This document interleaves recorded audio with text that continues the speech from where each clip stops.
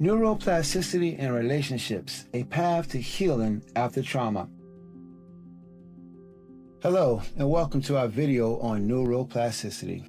I'm Cornelius Johnson, a Connect Our Kids lived experience advisor, and I'm honored to share this journey with you. As a survivor of the foster care system, having lived in 4 foster homes and a group home for 6 transformative years, I know firsthand the power of resilience and change.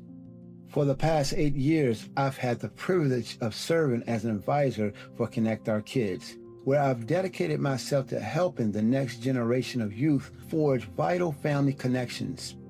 It brings me immense joy to know that my experience can positively impact young lives.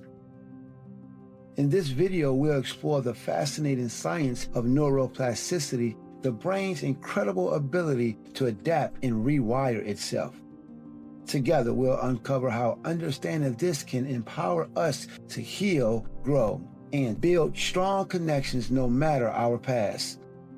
Join me as we dive deep into the brain's remarkable potential and discover how each of us can unleash our capacity for transformation. Part 1. Impact of Trauma on Brain Development. Let me start this journey together by introducing you to Jordan. After entering foster care at just 4 years old, Jordan endured multiple placements, bullying, and even abuse in her adoptive home. But let's pause before I tell you more of Jordan's story in order to learn about the impact of trauma on brain development, as this will deepen our understanding of Jordan's situation. Dr. Bruce Perry, a leading expert on the impact of trauma on the developing brain, writes, "I found that a brain-aware perspective helps me when I'm trying to understand people. Since brain development starts before birth, infants are born with 100 billion neurons. After birth, brain development is experience-dependent, meaning that not only does environment and attachment affect how large and how fast a brain grows, but the environment and relationships help direct the actual wiring of the brain circuitry. Human brains need connection to their people. We evolve in clans, protective of our families and kin. If a child is taken away from the people they consider their clan, the survival portion of their brain understands this as a life or death threat. When crucial relationships are missing, as they often are for youth in foster care, due to being separated from every loved one they know, the brain is impacted. Professionals and caregivers who work with youth that have trauma history need knowledge of how the brain works and how trauma, whether acquired through experience, medical condition, or developmental challenges, impacts the brain to understand the youth's actions, reactions, and experiences. While each brain has a different baseline, research shows that a positive impact through neuroplasticity is still possible. In order to be brain aware, we need to take a look at the 3 key brain systems, their functions when they develop, and the impact trauma has on them. First, the brain stem. This is our most primitive brain system, which develops first before we are born. It's attached to the top of the spinal cord and consists of 3 main parts: the midbrain, the pons, and the medulla oblongata. The brain stem regulates our nervous system and other involuntary functions that we don't have to think about, such as respiration, heartbeat, blood pressure, digestion, and involuntary movement. The cerebellum, which courses through the brain stem, controls voluntary movements such as motor skills and speech. It also automatically controls functions like balance and posture by taking in and sending signals to the peripheral nervous system. Childhood trauma and neglect can reduce the size of the cerebellum. Simple things like walking, running, writing, doing puzzles, and talking may be more difficult. For example, if a youth has poor fine motor skills, lack coordination, and/or has speech difficulties, trauma could be a factor. Next is the limbic system. This is the emotional brain that develops after the brain stem. It includes the hippocampus and the amygdala. Early attachment experiences are embedded and encoded in the limbic system. Attachment that is healthy, loving, and secure builds a healthy limbic bond that is a deep, emotional, meaningful, sensory-based bond. Having a strong limbic bond is crucial for the well-being of youth. When this bond is lacking, it can lead to attachment insecurities and relational impermanence. These early experiences of trauma and neglect can deeply affect the limbic interior. Childhood trauma and neglect can lead to a smaller hippocampus and/or an overactive amygdala. When this happens, the youth has a disrupted stress response. This may show up as unusual reactions, overreactions, and/or difficulties with concentration and memory. Implicit and explicit sensory-based experiences and memories build the limbic system regardless of whether or not they are positive. Then, the prefrontal cortex. Known as the executive brain, the prefrontal cortex develops last due to the more complex brain function it is responsible for, such as personality, decision-making, and social behavior. These high-order functions are so complex, the executive brain continues to grow and develop throughout all of childhood, into adolescence and young adulthood. The youth we work with in foster care potentially do not have a fully formed prefrontal cortex, as it is not developed until a person is mid to late 20s. As a result, you may notice some challenges such as lack of motivation, risky behavior, fluctuating emotions, or altered perceptions. Yet, trauma and neglect can sometimes accelerate aging and the formation of the prefrontal cortex in some young people as a form of protection. This can lead to an accelerated decline within the prefrontal cortex, similar to natural aging. Now that we are more brain aware, let's explore some different types of trauma and neglect. Trauma and neglect. The brain is impacted by experiences, both positive and negative. While childhood trauma impacts all areas of a youth's development, the types of traumas are vast and impact the brain differently. Traumas may include such things as serious accident, life-threatening illness, or sudden or violent loss of a loved one.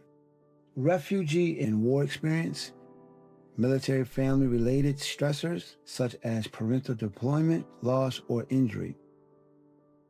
For youth in foster care, additional specific traumas might apply: separation from loved ones, abuse, neglect, witnessing violence, loss of a sense of control of one's life. The National Child Traumatic Stress Network reports that early childhood trauma has been associated with reduced size of the brain cortex. This area is responsible for many complex functions including memory, attention, perceptual awareness, thinking, language, and consciousness. These changes may affect IQ, the ability to regulate emotions, and the child may become more fearful and may not feel as safe or as protected. The additional stressors and trauma youth in foster care face can greatly impact their brain development. Imagine being separated from your family, people, and places you know, your clan. What if you were placed in a new and unfamiliar foster home, moved multiple times, changed schools, and even separated from a beloved pet?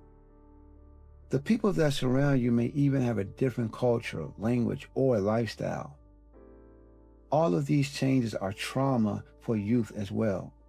When they don't have those important people in their lives, they experience grief and gain trauma associated with attachment insecurity and relational impermanence. These experiences create connections in the brain that significantly impact a youth's ability to have healthy relationships and affect how they respond to daily stimuli. But this does not have to impact them for life thanks to the brain's ability to heal. Neuroplasticity is the brain's ability to go around damaged areas to create a new path or change a path altogether if experiences lead it to do so, thus giving the brain the ability to relearn. Just like when new roads and bridges are constructed in real life, the work goes faster when the construction workers have all the equipment they need. And sometimes cars must be rerouted completely while the road is restored. This is why traumatized individuals require so much patience from caregivers, time to heal and relearn. The rewiring of the brain takes time. Part 2. Impact of trauma on brain development. What does this look like for the youth we serve? Now that we understand the basics of brain development and know the types of childhood trauma, let's take a closer look at how this trauma affects the youth in foster care. Which reminds me of Jordan and the trauma she endured as a young child in foster care and then as a teen in her adoptive home. By the time she returned to foster care as a teenager, Jordan struggled deeply with self-harm and despair. She made multiple attempts to commit suicide. She was being offered every tool healthcare had to offer, but she couldn't access those tools. Her care team continued to try everything they could think of, but nothing eased her pain from enduring so many traumatic experiences. Plus, the lack of any connections and healthy relationships seemed to keep her in this negative spiral. But why? Stress is processed differently for youth who have experienced or been exposed to childhood trauma. For this reason, it is important to be aware of how trauma triggers work inside a youth's body and brain. Once these are understood, we can assist them in their healing journey. Yes, stress is a natural part of life, but youth in foster care face a lot of extra stressors. Yet minds and bodies learn to cope with stress through exposure to positive connections as well as learning positive coping mechanisms. Fight, flight, freeze, or fawn responses are protective responses to stressors. Encountering a bear may trigger the freeze response, while avoiding a car in the street is a flight response. Or consider the different ways a youth may respond to bullying. If a bully is picking on two peers at school, the youth who responds by becoming verbally or physically aggressive is displaying a fight response, while the other handing over money to the bully is a fawn response. The fawn response involves people pleasing or an action that attempts to avoid all conflict in any way possible. Have you ever wondered what happens in a youth's body and brain when they experience the fight, flight, freeze, or fawn response? It's actually quite fascinating. When triggered, the implicit limbic interior and central nervous system are activated by way of the sympathetic nervous system. The youth's ability to think critically, to problem solve, and to connect in a healthy, adaptive way goes offline. The sympathetic nervous system is a network of nerves that activate in response to a threat that is either real or perceived. It is part of the autonomic nervous system. Some call it the automatic nervous system because it controls functions that you don't have to think about, like heart rate, blood pressure, digestion, urination, and sweating.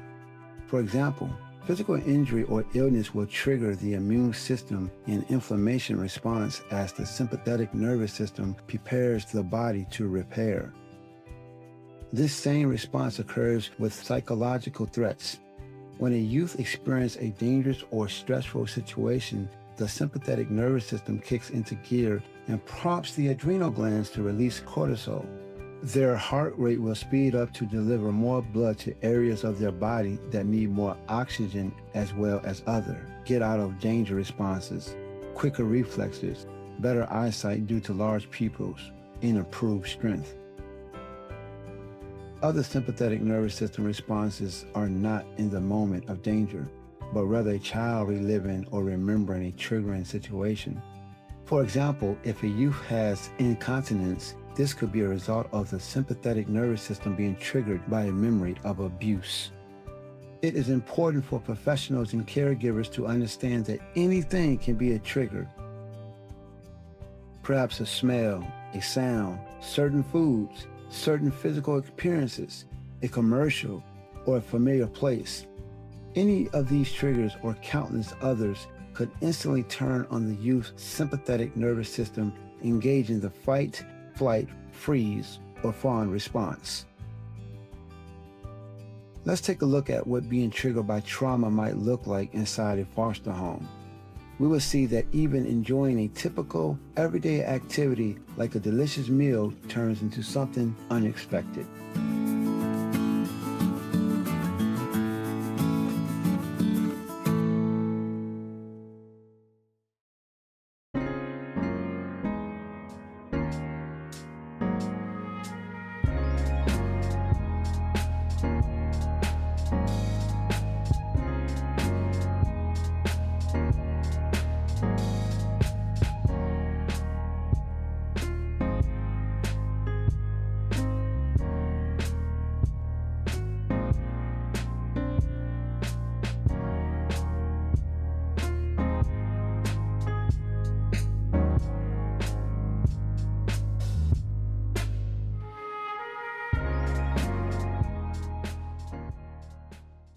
Take a moment to write out your initial impressions.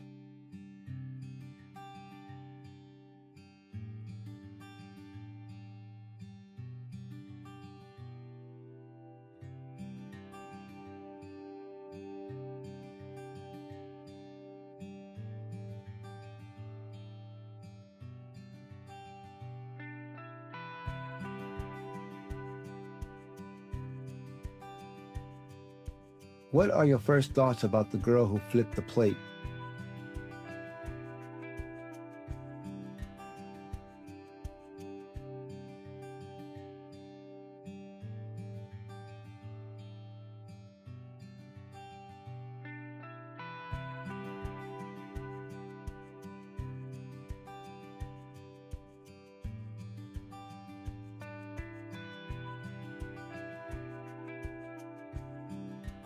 How would you talk through this with concerned caregivers?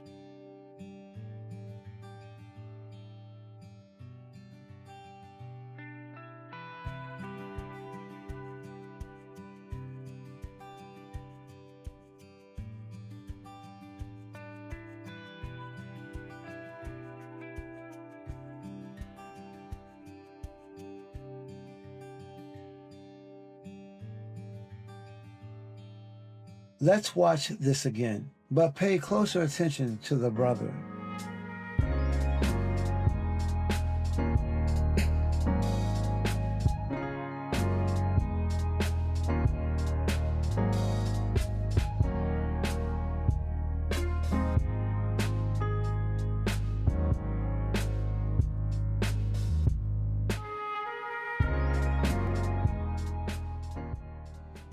What are your impressions now?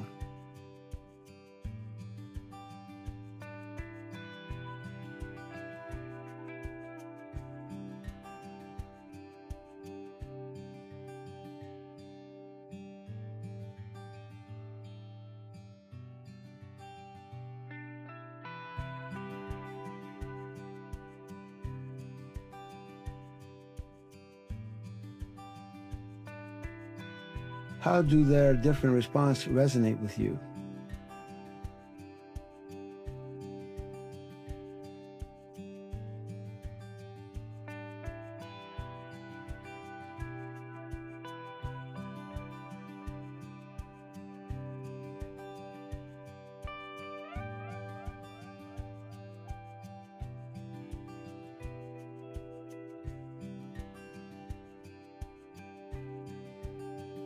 Now let's consider the caregivers through this scenario.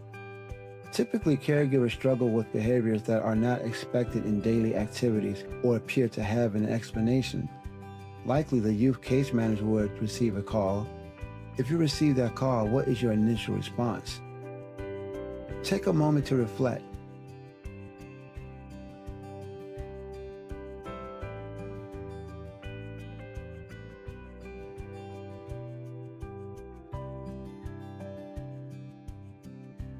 Understandably, the family that just experienced the youth being triggered by the music at the dinner table may have reservation about professionals, suggesting that this is a normal reaction to her childhood trauma. After all, they have another sibling in the home who was in a good mood at the dinner table and was not affected by the music. In fact, that youth appeared pleased by the music. Keep in mind, depending on how a particular brain is wired, a trigger can evoke either a positive or a negative response. We need to recognize that each sibling has had unique experiences connected to the song. Brains are wired differently, and each individual may have different triggers or varied responses to the same trigger. Both siblings are triggered by the music, but it brings back a happy memory of a special moment with their mother for one, while the other relived a traumatic event. Both reactions actually stems from how the brain grew after their experiences. The behaviors are almost innate due to protective nature of the wiring of the brain after experiences. Did you know that anniversaries of traumatic events can also act as triggers? It is important to recognize that these triggers can also be tied to a specific season. For instance, if a youth experienced neglect during a snowstorm and had to fend for themselves at a younger age, winter may bring up a high level of stress, and the youth may be more clingy or test the commitment of their caregivers.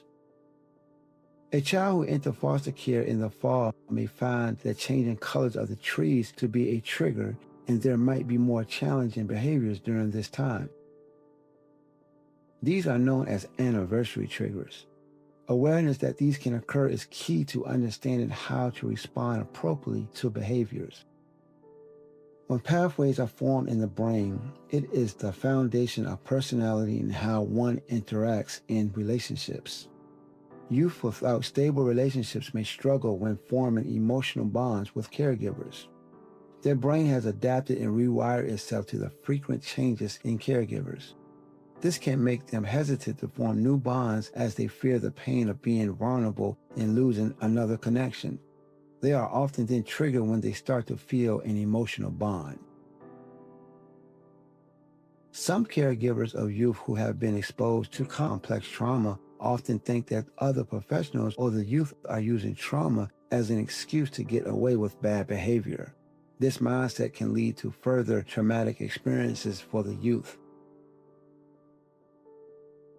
Behaviors need to be understood from a trauma-informed perspective and as abnormal but logical responses to stimuli. Understanding the connections between the brain, trauma, triggers, and behaviors enable us to observe and react differently. Let's rewatch the dinner scenario, keeping this in mind.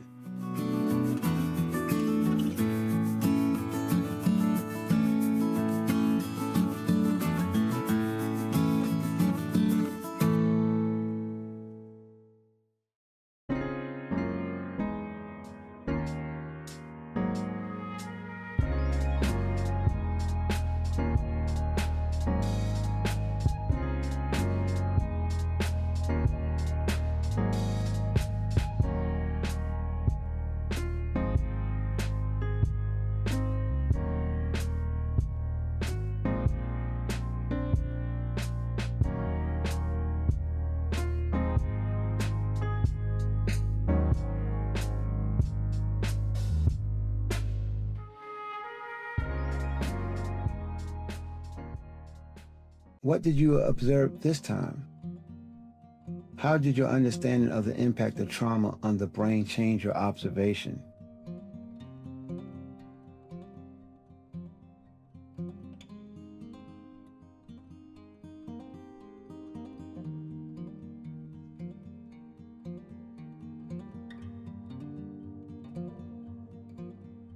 Understanding the impact of trauma on the brain is one step towards healing. If a youth experiences neglect, they may have a lack of sensory stimulation. If a youth experiences abuse, they may have an overwhelming sensory stimulation. Or if the youth experiences both neglect and abuse, They may lack certain sensory experiences and get overwhelmed, which only confuses them and creates disorganization. Remember when the youth who heard a song on the radio was disruptive and ran away from the dinner table? The caregivers were shocked and thought that this had happened out of the blue, unprovoked, or perhaps they thought that she had just snapped. Their assumptions couldn't be further from the truth. Flashbacks and traumatic memories often evolve the senses. For this youth, the trigger was the music. In that youth's mind, she was doing what she needed to protect herself. She was fleeing a situation that she felt was a threat. The music on the radio put her back to the exact situation of being removed from her mother's care. Her memory of this traumatic event was first processed in her lower, more reactive area of the brain before the memory could reach her rational thinking area.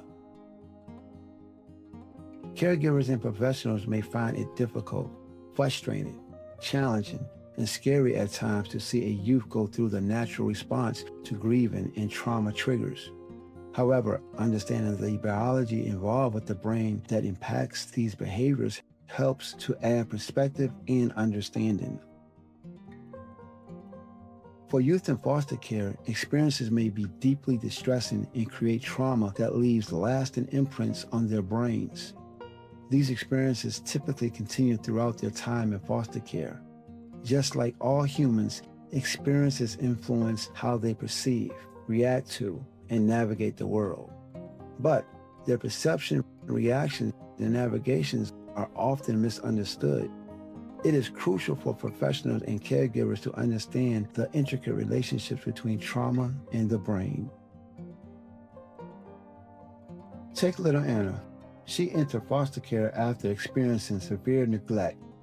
Her situation only worsened in a foster home where her medication was mismanaged. Her court-appointed special advocate, David, recognized her distress and used specialized tools to trace her extended family. That search led to her aunt in Ohio, who welcomed Anna with open arms, providing the stability and love she needed. Now surrounded by family, Anna is thriving emotionally and academically. She used to be 4 school grades behind, but now she is almost caught up to her peers. Anna's story illustrates how, with the right support, the brain can adapt and begin the process to heal. An inspiring example of neuroplasticity in action. Part 3. Neuroplasticity at work.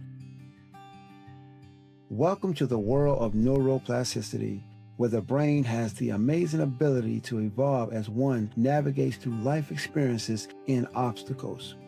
Neuroplasticity benefits those who have been through trauma by enabling them to continuously develop and adapt brain pathways. We now know that trauma, as well as other medical conditions, influence the brain's development. But neuroplasticity allows the brain to change, grow, and/or heal. This is an amazing aspect of the brain that spans a lifetime. A significant number of adolescents within the foster care system are diagnosed with autism, a complex neurological and developmental condition. Take a look at Tommy. Tommy, a 14-year-old with autism, endured profound neglect before entering foster care. Then in foster care, years of isolation, multiple placements, and no family connections caused even more trauma. However, he finally found hope through Yvonne, his youth connections advocate. Using specialized tools, Yvonne traced relatives eager to reconnect, including Tommy's grandmother and aunts. Finally connected to people who claimed him, Tommy was then able to productively engage with therapists and has made remarkable progress, learning to communicate and improving his daily functioning. Tommy's journey shows how a foundation of positive relationships can allow treatment to transform challenges into opportunities for growth and healing. Tommy's story is just one example of how neuroplasticity does work with youth who are autistic. The brain's ability to rewire itself is particularly beneficial for children diagnosed with autism, as it enables them to develop skills and coping mechanisms essential for navigating their environments. Through consistent practice and exposure to new experiences, neural pathways can strengthen, supporting improvement in areas such as social interaction and communication. Please note, neuroplasticity can have positive impact with concentrated and consistent efforts that occurred coupled with a foundation that includes healthy relationships. A familiar example of neuroplasticity is how someone suffering from a physical traumatic brain injury can regain cognitive and other functions through relational support, physical therapy, and other activities. The process of healing takes time for the brain, patience, and consistency, plus an environment of healthy relationships and support are all part of the process. As Grace Torek, a clinical health psychologist at Cleveland Clinic, writes, neuroplasticity speaks to the flexibility and adaptability of our brain throughout our life. It's how we grow as people. Thus, the brain can also experience healing from trauma caused by child abuse, neglect, family, separation, and other traumas. With a strong foundation of positive relationships and work, this is possible over time. Similar to how we keep our bodies healthy by building muscles at the gym, neuroplasticity happens when we work out our brain. An environment with healthy relationships is the gym. Building muscles takes repetition, and so does neuroplasticity. The more repetition and use, the stronger the muscles become. We work out our brain through experiences.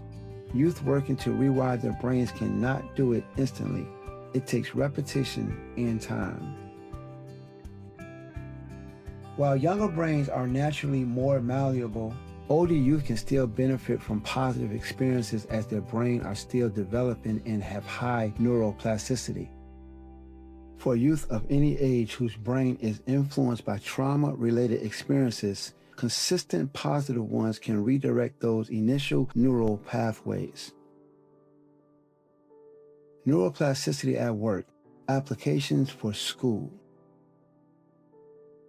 School is often a place where youth spend a large portion of their day. Relationships with teachers, peers, and other school personnel have an impact on how the school day goes. Unfortunately, for some youth in foster care, the days are difficult. For example, Robbie is a youth who is placed with relatives. He attends a middle school in the city he has grown up in, yet his behavior at the school seems to be escalating. His case manager, educational liaison, and even his mother attend meetings with school personnel. During these meetings, the school would point to Robbie's behavior as the problem. The case manager, mother, and educational liaison would attempt to point out the trauma of foster care and how this is impacting Robbie. His behaviors only came about in school. Hiding in the bathroom, acting out in classes, wandering the halls when he becomes upset in class, to name a few. Finally, the school counselor agreed that Robbie needed a behavioral plan that gave him healthier outlets to cope with his emotions in the school setting. The meetings continued in order to monitor and communicate well. The school began to realize the support that Robbie needed was not typical due to his circumstances. The school counselor worked to build strong rapport as all realized Robbie was not feeling safe at school and that needed to be addressed through building strong relationships. Sometimes when a youth in foster care can remain in the school of origin, they find stability in their school environment as they have established relationships that provide them with a sense of security and familiarity. Other times, like for Robbie, past trauma or the current trauma of being separated from a parent and its impact on the brain can hinder their ability to feel secure and perform well in school, especially when the youth does not have supportive relationships within the school environment. This can lead to the youth being in a constant state of fear and having difficulty controlling their impulses around other students, teachers, and staff. Behaviors children may exhibit in school include inability to keep their hands to themselves, being constantly distracted, or having trouble following classroom rules. Troublemaker labels misdiagnosed ADHD, oppositional defiance disorder, or conduct disorder due to misbehavior at school are common among youth in foster care. Yet, behaviors can be due to how their brain evolved from the trauma endured and/or how trauma experiences continue to impact the brain, as life in foster care is a trauma in and of itself. The brain likely grew in a self-preservation protective manner. When triggered, the behaviors are actually part of the protective response. The executive function part of the brain, thus logic and reason, are not part of the behavior exhibited, nor is the youth likely to control their response because that part of the brain is unreachable in those moments. Let's look more specifically at the protective response a youth's brain may have created that show up in behaviors and responses to experiences. Youth that have had childhood trauma have a hard time forming bonds due to the attachment insecurities that they have experienced. They have learned not to trust adults, which impact their relationships with teachers and is crucial to learning. This lack of trust makes them hesitant to ask for help. When youth lack healthy attachments, they can exhibit poor self-regulations at school. They might have a difficult time during the school's normal transitions. Their behaviors might escalate because they can't control their emotions. This could be for a number of reasons. Perhaps they never learned how to from their early caregivers. Perhaps they have an undiagnosed psychiatric condition. Or possibly their brains are deeply anxious because they are disconnected from their own family. Youth who are in foster care will often feel as if they are bad, that it's their fault that they are in care, and that everyone is out to get them. Negative self-thought is often prevalent. A lack of supportive relationships and/or friendships at school only confirms in their minds that they are bad or doing something wrong, causing them to feel isolated. Fear of making mistakes and being embarrassed can cause the youth to freeze during school activity, making them seem oppositional. Like war veterans, children who have experienced trauma can become hyper-vigilant, making it even more challenging for youth to navigate through a full day of school. This is especially true if they are in a new and unfamiliar environment. Without any established connections, they won't have a safety net from a healthy attachment to help them get through the day. When something in the classroom triggers an emotional response, the student may appear hyper and out of control. Dr. Rappaport, a child and adolescent psychiatrist who focuses on mental health issues in school, suggests that it is important for the adult to connect to the student's big feelings, potentially to attempt to name the student's feelings. This response shows the youth they are seen, a core element of a relationship. Then slowly the student can potentially begin to regulate and settle. This approach can work even if the adult names the wrong emotion, as a youth is usually quick to correct if they feel the adult is trying to understand and connect in the moment. Post-traumatic stress disorder is known to negatively impact executive functioning. The youth's memory, their ability to pay attention, plan or predict the future, and think things through are just some of the executive function impaired by their trauma and lack of attachment security that likely affects the youth's ability to do well in school. Yet, schools who approach the prevention of behavioral challenges with structure and strict rules often miss the mark in creating measures to prevent students' misbehaviors in school. Youth who have traumatic experiences need a safe and supporting environment where they can build relationships and then find coping mechanisms that can make the school day a place where they can reach for success. When schools do not provide this type of environment and then prevent the youth from activities such as doodling, fidgeting, walking around, listening to music, or other coping mechanisms that they have adapted to over time, the school experience worsens for them, the teachers, and the other students. Behaviors are likely to ensue because the school does not offer an environment where emotional and behavioral regulations are possible. When a youth is dysregulated, their somatosensory cortex is triggered by strong emotions. To counter this, they need to achieve what is referred to as somatosensory regulation. As Bruce Perry explains in the book, What Happened to You, this is done through rhythmic activity, which opens the cortex and makes the brain more accessible for learning. Rhythmic activity stimulates the somatosensory cortex, which controls the conscious perception of sensory feeling like touch, pressure, pain, movement, and is involved in emotional processing. Rhythmic activities involve repetition, which sparks and encourages neuroplasticity. These are possible in the school settings and even some specific classrooms, sports, music, art, to name a few. So this means that giving a youth access to music, tapping, doodling, or other similar activities can be crucial to their ability to stay regulated and stay engaged. Schools that understand and allow these types of activities for students who need them create a calmer and safer environment for all students and encourage learning. Just like the case manager, educational liaison, and mother did for Robbie, we can work with schools to provide an environment for youth that encourages learning in a safe and positive way. Neuroplasticity at work. Encouraging neuroplasticity through activities, therapies, and supportive relationships. Once they have established a foundation of healthy relationships, case managers and caregivers can help a youth engage in activities that can encourage neuroplasticity. Not only will the impact attend to both the school setting and in the home, but the activities could be part of the youth case plan as they are beneficial life skills. Engage in therapy that encourages neuroplasticity in a safe place for the youth to process trauma and learn how to form healthy relationships. Learn how to practice mindfulness. This will reduce symptoms related to trauma and can also improve attention, emotional regulation, and their sense of self. This could be accomplished through a class, an app on mindfulness, or other methods the youth would connect with. Developing healthy habits like eating healthy, getting enough sleep, and getting exercise. These all support brain health and encourage neuroplasticity.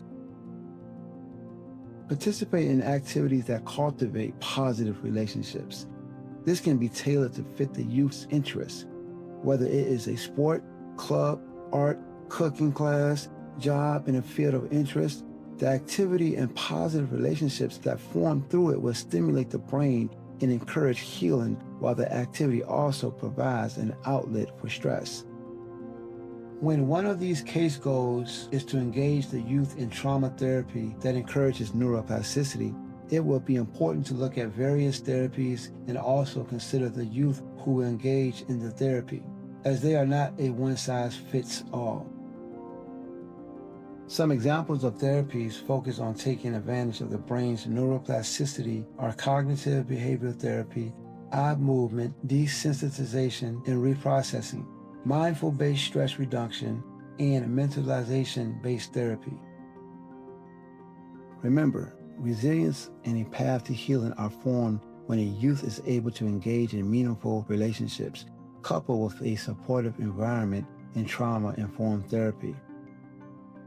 Yet, youth will have times where they become dysregulated despite the support of relationships or engagement in activities and therapies. Dysregulation is a normal part of the healing process. Remember, neuroplasticity involves time and consistency. Thus, it is important to approach times of dysregulation with the knowledge of how to help the youth regulate. By doing this, the relationship and security can be reinforced in the youth's perceptions. Bruce Perry suggests using the 3 R's in a particular order when a youth is dysregulated: regulate, relate, and reason. By learning this method, we'll recognize how to create opportunities for neuroplasticity during times of dysregulation. During times of dysregulation, the youth's lower brain stem is activated. In order for a youth to reach a state where they can reason, they need their cortex to be activated instead of the lower brain stem. Remember, the cortex is responsible for thinking, problem solving, and reflective cognition. We may be tempted to start with reasoning, But if they are dysregulated, they cannot access their thinking brain. We will not be able to connect to the youth or positively impact the situation. Without some degree of regulation, it is difficult to connect with another person, and without connection, there is minimal reasoning. We must regulate, relate, and then reason. Not doing this in order will only exacerbate the youth, causing more frustration for everyone. Understanding the brain and neuroplasticity allows us to help a child learn to think and reflect by utilizing the 3 R's. The first R, regulate. Earlier, we learned about somatosensory regulation, rhythmic activities that can help open up the cortex, which is needed to make it easier to regulate, relate, and reason. When one engages their senses through rhythmic activities, they can process external and internal stimuli in a more healthy manner. This can help create balance in their bodies.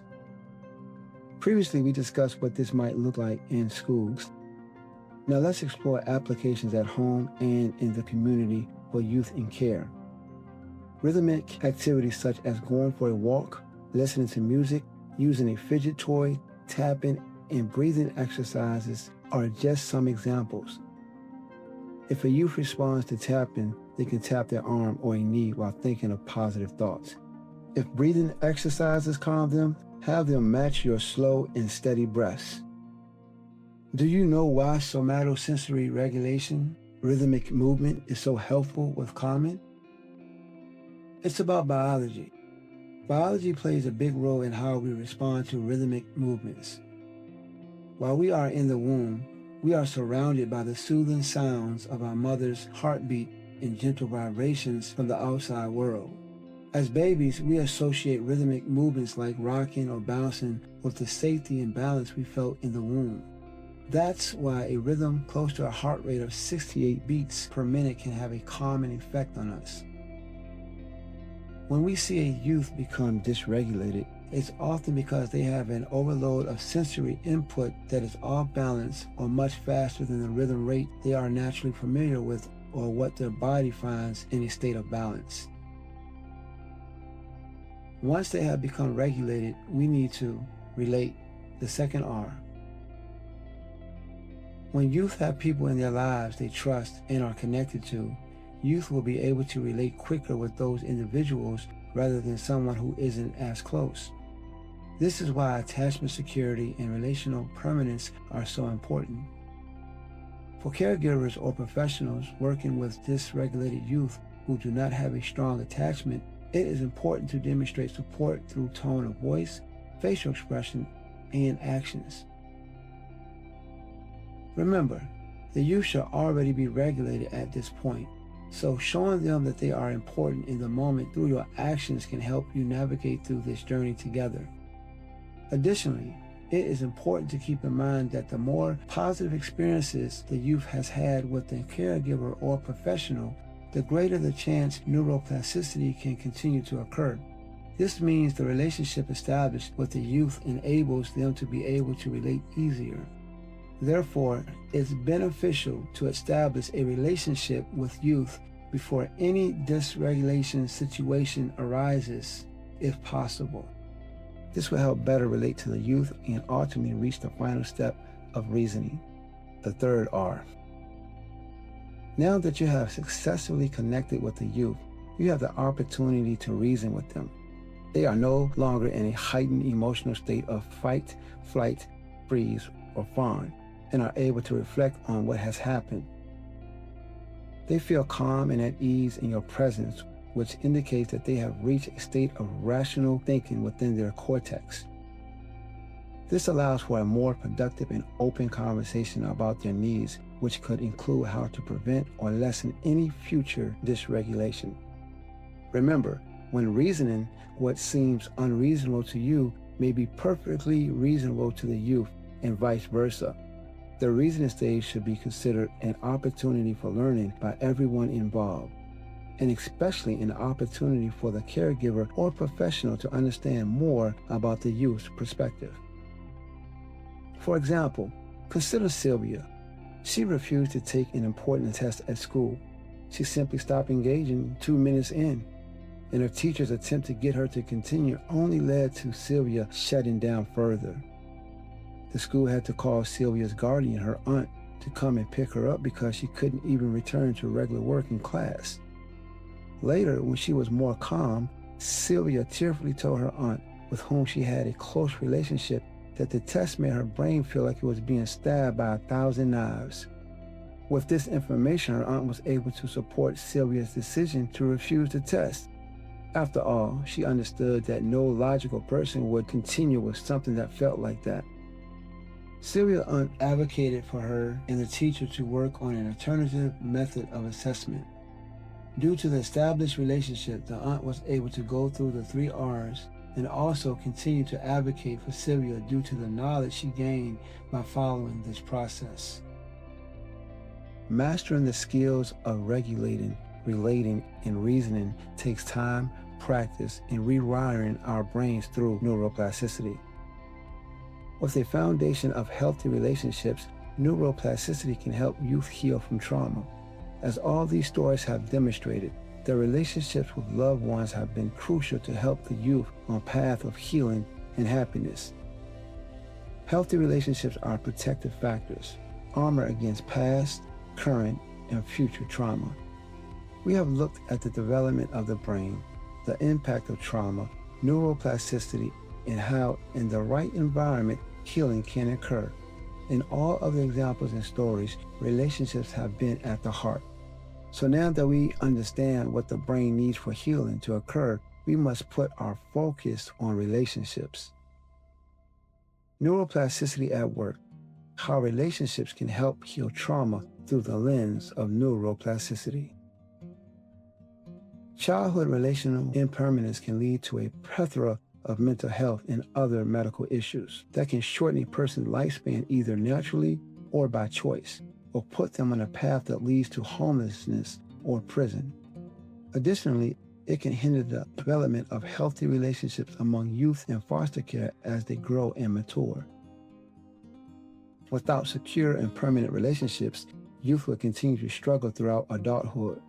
Youth benefit from healthy relationships because the healing power of neuroplasticity happens with consistency, patience, and security that they provide. Relationships are the key to living a long and healthy life. Harvard has proven this by studying human relationships since 1938. The study discovered the secret to true happiness. This study followed a group of 268 college sophomore men from 1938 until their death. In the 1970s, Harvard expanded the study to include 456 Boston inner-city boys aged 12 to 16. The study eventually included their spouses and children. Those children are now adults, and the study continues through them and their families. The original hypothesis of this study was that money and social status were the key to happiness, but that was not the case. The results showed that connectedness and positive relationships led to longer, happier, and more fulfilling lives. The current director of the study, Robert Waldinger, stated, "The surprising finding is that our relationships and how happy we are in our relationships have a powerful influence on our health." Waldinger went on to say, "Loneliness kills. It's as powerful as smoking or alcoholism." In Waldinger's TED Talk, he went on to say that good relationships don't just protect our bodies, they protect our brains. Relationships have a significant impact on resiliency. From the support of those who claim the youth as one of their own for life, youth can learn to trust and form healthy attachments over time. This security provides the youth with the environment needed for neuroplasticity to occur that includes better coping strategies and resilience. Knowing that through neuroplasticity, our brains have the ability to grow new and healthier connections, we can see that it is never too late for youth in foster care. Brain connections that have not developed properly due to neglect, abuse, or separation can be rerouted and regrown through healthy relationships over time. Think of it as PT for emotional healing. Remember, Jordan, We learn how trauma impacted her in various ways that led to self-harm despite the efforts of her case team. That all changed for Jordan when the team finally asked her what she felt she needed. Jordan asked to be connected with her biological family in the hopes that she could have someone in her life who didn't have to be paid to be there. Her team quickly found her biological mother, father, grandmother, and aunts. They had been looking for her for years. Jordan finally found the belonging and relationships she craved. Then and only then was she able to accept the help she needed and start to learn new ways of coping and caring for herself. Neuroplasticity was finally able to work in Jordan's life. The more healthy relationships a youth has, the more likely they will be able to recover from trauma and thrive. Relationships are the agents of change, and the most powerful therapy is human love. Take Jasmine's journey, for example. After entering foster care at age 5 and enduring over a decade of instability with 19 different placements, she never found the stability she needed. Her worker used specialized tools to trace Jasmine's biological family, leading to a reunion with her mother and siblings, who had longed to reconnect. This family reunion brought Jasmine peace and transformed her life. Her behavior stabilized and her emotional well-being flourished. Jasmine's story demonstrates the remarkable impact of family on healing trauma. Relationships truly rewire the brain, creating pathways that fosters growth, healing, and resilience. Neuroplasticity at work. How do relationships affect neuroplasticity? Relationships provide a therapeutic outlet for our emotions and well-being. Attachment security and relational permanence play a major role in healing through neuroplasticity because of the stability and security that youth feels when they are present. When we are in a difficult situation, our brains naturally will seek pleasure through rewards. The brain will activate key neural pleasure circuitry when we get those rewards. However, individuals seek rewards in two different ways: healthy, positive connections and choices, or unhealthy, negative connections and choices. To better understand this concept, let's imagine these rewards as water drops of joy filling up the youth's bucket. And once those buckets are full, the brain is satisfied with the pleasures they were seeking. However, the joy from these rewards will evaporate. That is why it is so incredibly important to keep youth connected to healthy relationships. Just as cars run out of gas and need refueling, our youth needs their reward buckets filled every day. All humans thrive off of the rewards they get from positive relationships. We want to fill our struggling youth reward bucket with positive experiences and connectedness. Healthy relationships can fill our youth rewards buckets. However, youth in foster care, especially those in group home settings, may not have many opportunities for positive experience or healthy interactions with their loved ones and important figures in their lives. This can make them more susceptible to using unhealthy choices to fill their reward buckets.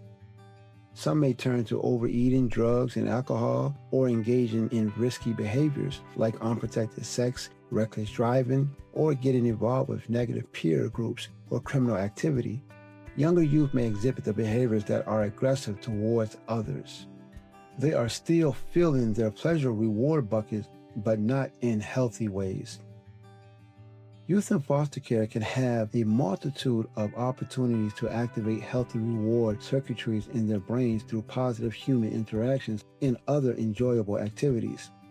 This could include family meals, playing a musical instrument in a band or orchestra, listening to music, drawing, fun family outing, being part of a theater group, reconnecting with old friends and neighbors, attending church, spending time with friends, giving back through volunteering, and building meaningful relationships with school staff and peers. When you have access to positive experiences and interactions with family, friends, and other connections, their buckets are getting filled with healthy rewards. The more repeat exposure to these positive experiences, the more likely the brain will start to heal their trauma through neuroplasticity. These new experiences are reprogramming the brain, making it easier for them to handle stressful situations when they arise. Not only is rewiring and reprogramming occurring, but now that ever-important attachment, security, and relational permanence are developing to help get through life's hardest time. Relationships and connections can be one of the conduits for this journey to healing through neuroplasticity. With neuroplasticity, repetition leads to change. Repeated positive interactions with others lead to healthier relationships. Consistent positive interactions slowly reset the parts of the brain that were wired from traumatic experiences in an unhealthy way. You can think of it as therapeutic dosing. Neuroplasticity doesn't prevent the brain's natural response to trauma. However, with time and positive interactions, unhealthy coping responses can decrease in number due to the rewiring of the brain. Connectedness can counterbalance adversity. Bruce Perry. The stories of Jasmine, Tommy, Sylvia, Robbie, Anna, and Jordan demonstrates the importance of support through healthy relationships. Once each youth had this in their lives, they were able to embark on the journey of healing. Neuroplasticity had the environment needed for the brain to grow and change. Their behaviors and responses to stimuli were able to change in a positive fashion. Just as family connections that embodied healthy relationships facilitated an environment for healing for the youth who experienced trauma, our brains too engaged in neuroplasticity and can have a healing journey when needed with the healthy connections and experiences. After all, neuroplasticity and relationships are a path to healing after trauma.